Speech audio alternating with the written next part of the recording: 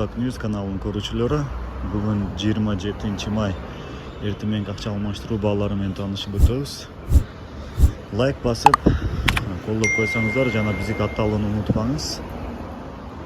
Финка банкта 83 84 доллар, рубль болсо 1.17 1.35.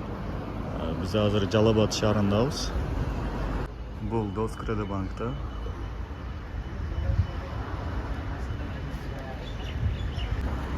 Банк компаньон. Доллар 83, рубль болсо 1.17. Бул Керемет банк. Капитал банк. Доллар 83, рубль 1.15. Достор, биздин каналдан алыстабаңыздар. Лайк басып, подписка бөлүмүнө басып коюңуздар. Комментарий жазышты унутпаңыз.